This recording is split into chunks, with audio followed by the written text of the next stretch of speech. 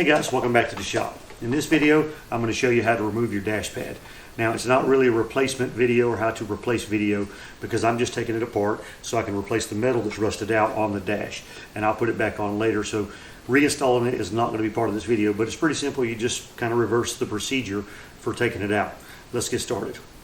The first thing you're going to have to do is remove your instrument cluster so you can get to some of the fasteners on the back of this, because there's studs in here and then it's clipped in. I'll try to show you one of the clips now, and I'll show you the studs afterwards. If you can see right there, there's one of the clips on there that slide into the metal dash panel that's attached to the car.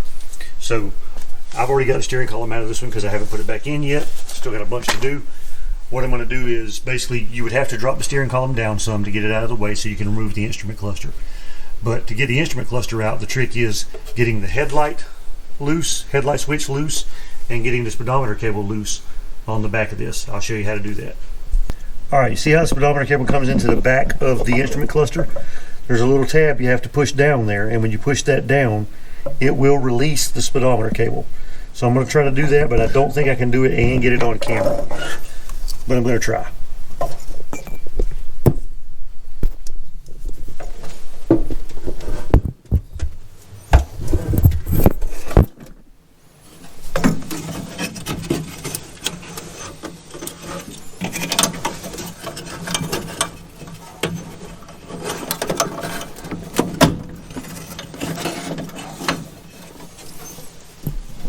Okay, and just like that.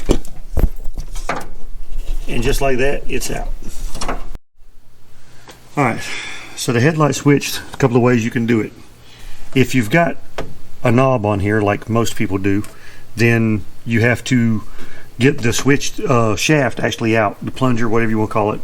You have to get that out. And to do that, you pull it all the way out, and there's a button that's almost impossible to get to on the back side of the switch, and you push that button in, and it allows you, if I can get to it, like I said, it's on the side that's really the hardest to get to. But if you can get to it, you can push that button in.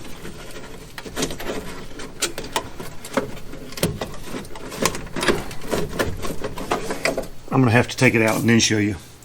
But since I don't have a knob on here, this one I can just take this little, whatever you call it, the little screw thing that goes around here that's impossible to get. They make a special tool for it. I don't have one. But you have to take this out. That lets the switch fall out the back. Or you can pull all the wires loose, which for me it's usually easier to take the switch out than it is to try to get all the wires loose from the connector. Seems for me the easiest thing to do to get this out, either once you've got the plunger out, if you're doing it like I'm doing it with no head on the switch, or if you've got this out already and you're trying to take it loose, is just to put a pair of needle nose pliers in there, get them in the middle, and just try to get them where they're in the slots, and then turn.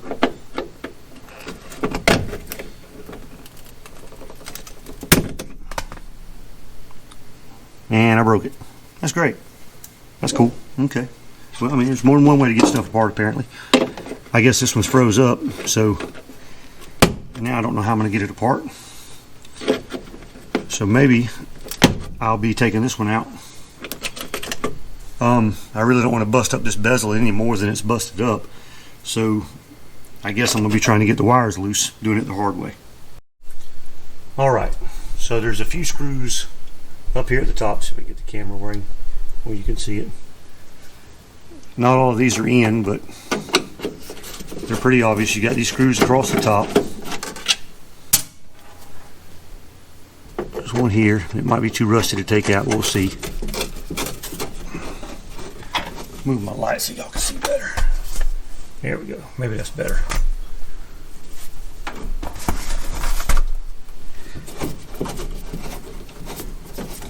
Alright. There should be some.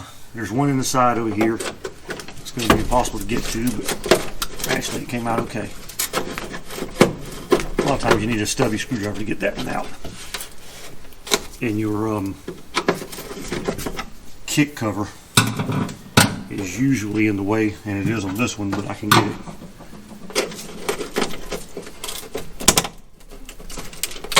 I can get it past it. this is what I'm fighting right here. So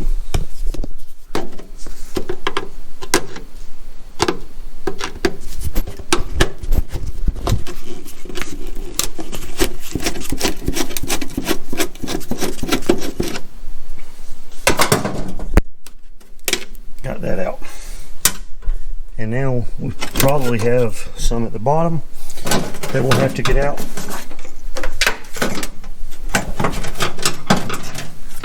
I'm trying not to make this shaky as possible, but I'm also trying to actually get in here and show you what I'm doing. So my apologies if it's a little shaky. And I've got one right here on the other side.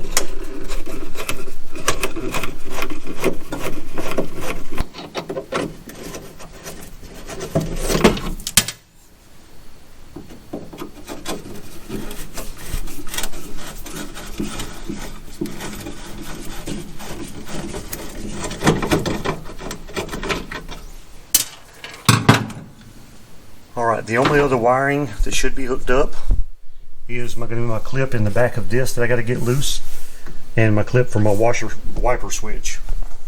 So hopefully this will come out and I can take the rest of the wiring loose after I get it part of the way out, if it's not already loose. And right now the headlight switch is catching on the metal frame because I've got the wiring loose. There we go.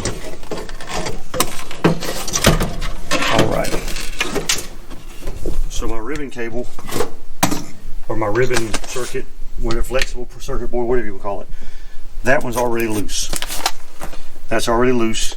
My wiper motor is still hooked up. So this piece normally goes in right here. You have to take that loose. Now my wiper circuit is disconnected, and my instrument cluster can come out. Now if you have a radio or any of that stuff, obviously all that's going to have to be disconnected first. And now we can get to our dash pad and see what we're dealing with. Alright, so to get the dash pad out, we have a small screw here. We have a little speed nut or something right there. And then we have some clips that were slid in. And then there's more speed nuts all the way down the side, some on top and some on the front. Not sure if you can see all those, but we're going to get all those out, and then I'll flip the dash pad over so you can see where all the speed nuts are. On this dash they are 1/2 inch, but I have seen some 7/16.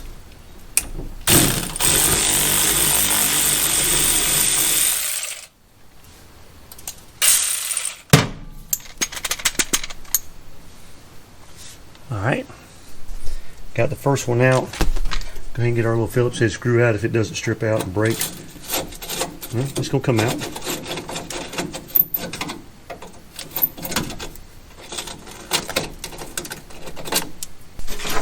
Now we'll go in here and get the rest of them out. Now the glove box is missing out of here. If it's not missing, it makes this a little harder because a lot of those little speed nuts are behind the glove box or up above the glove box.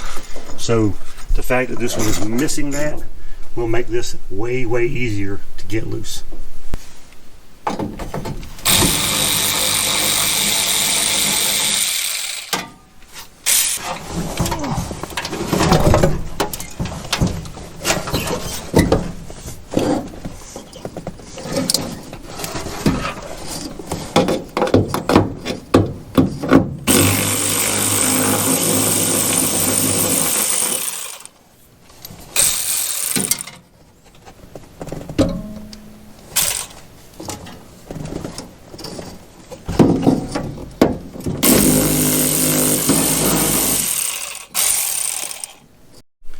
Alright, now what we've got left is one screw over here on this side, and the dash pad should come off. I really should take the time to go get the stubby screwdriver instead of making this one do it, but it's working. Trying to hold the camera and take out screws at the same time is a bit much, but it'll be alright. Alright, so now you just got our clips that are slid in, and you just pull the dash pad straight out.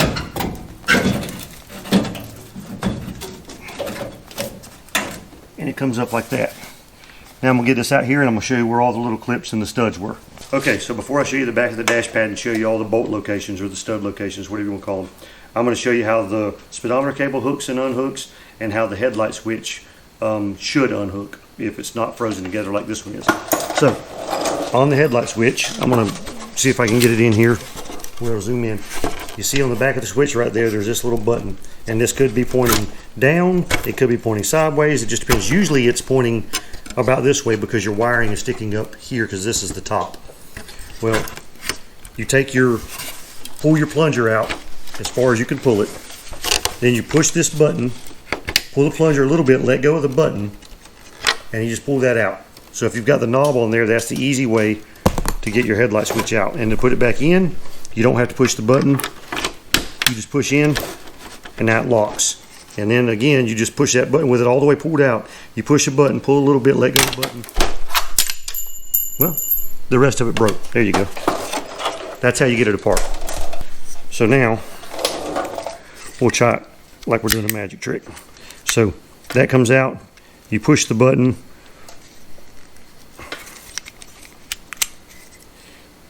pull it out a little bit, it comes on out, pretty easy. Now, let's show you the speedometer cable. See if I can break something else. So, this old speedometer cable, basically when you put it on, see if I can put it on here. It just goes on like that, and this actually slides past the lip of that because it's a spring. So then to get it off, you just pull that down, and it pulls off. That's all you have to do. And then you will have this connector right here to get loose, and then your wiper motor connector, along with your printed circuit board, flexible circuit board connector, and then whatever radio controls you have.